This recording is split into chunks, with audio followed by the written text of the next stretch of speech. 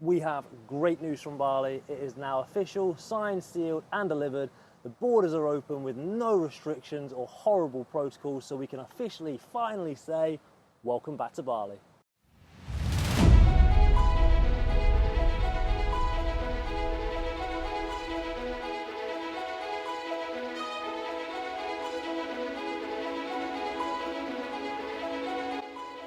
So please bear in mind, what I'm about to tell you still does only apply for those that are fully vaccinated, which here in Bali means a double dose of most vaccinations or just a single dose of the Johnson & Johnson vaccination, or a letter from a state hospital from your home country. So what am I so excited about? What has changed today? Well, previously, when arriving into Bali, you had to do a PCR check on arrival. You would then check into a government hotel, and then when your PCR result came back negative, then you were free to go off and explore the rest of Bali. Wasn't really called a quarantine, although it kind of was, because you're still having to have that one night in a government hotel. There were rumours of people being able to leave, wander around and explore the island and things even within that time, but it wasn't really set in stone and things were a bit confusing. So the good news, no, the amazing news is that this no longer applies. No more PCR on arrival, no more government hotel, no more quarantine whatsoever. This will also hopefully mean that there's no more long waiting in queues in the airports, which I know I've been in. So hopefully that's all done and forgotten, because people will be able to streamline their way through the airports now. So we really are back into the time of just getting onto a plane, arriving in your destination, Bali, or any of Indonesia, and just getting off the plane and making your way to the beach, or the bar, or the hotel, or wherever you want to go. One thing to really bear in mind for this, if you are traveling with somebody under the age of 17 and older than 6, so 6 to 17, and they are therefore not fully vaccinated, they will then need to do a PCR on arrival, and as the parent, you will be expected to stay with them.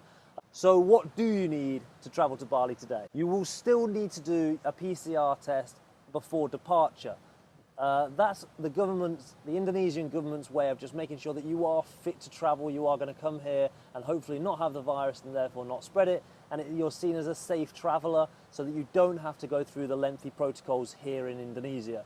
So it's a very small price to pay for such a great reward this end. As already mentioned, you will need to be fully vaccinated, and you will need to either have or be getting a visa. So let's talk visas. The other bit of awesome news recently is that the visa on arrival is back here in Bali. Yay! This visa is for 30 days, which can be extended for another 30 days during your first period.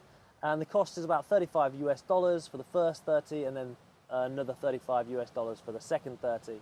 This visa on arrival is going to be perfect for anybody just traveling to Bali for a holiday for a short period of time, less than 60 days, or for any of our students that are coming to Bali to do the course but know that they're probably not going to get straight into work afterwards. This visa still might be a good option for you.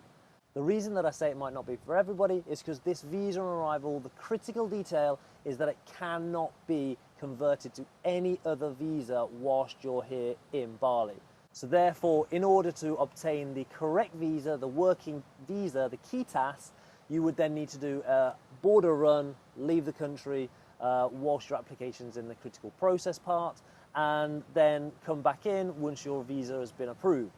Now, some companies are advertising that this can take about 4 to 5 business working days, so that can become quite expensive if you're paying to fly somewhere local, stay there for 4 or 5 nights while your visa's getting ready, and then coming back. That can add up. So the alternative is to apply for the B211 visa that's still in operation. This is a pre-approved visa that you will apply before departure, but it's a little bit more expensive, costs around $295 but that's valid for 60 days and then can be extended for a further 4 months to get you up to 6 months at a cost of around $55 per additional month. But the critical detail of that is that it can be converted to a working visa, the KITAS, here in Indonesia. So once you find work, you can just convert over to a KITAS without having to do a border run. So spending a little bit of extra money at the beginning could actually save you much more money in the long run. One more thing we need to discuss before arriving into Bali is to download the Pelidingi app. This app is your little passport around Bali and into Bali. It's going to have your vaccine certificate on, it's going to have your medical statement on. So these are two things that you will just submit yourself.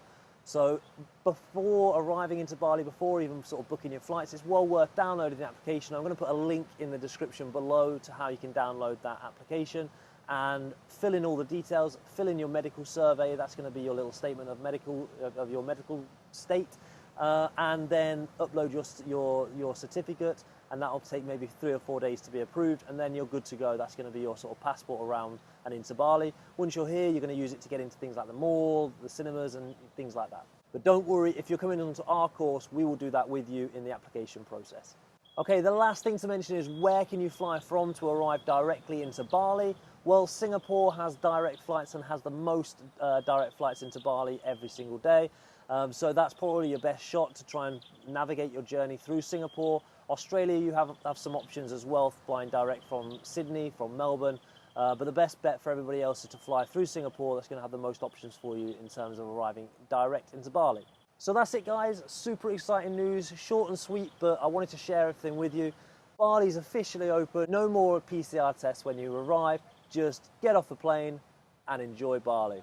Hopefully I'll see you soon, guys. If you've enjoyed this video, give us a thumbs up, give us a subscribe. We're going to be making content like this all the time, so stay in touch. Peace out.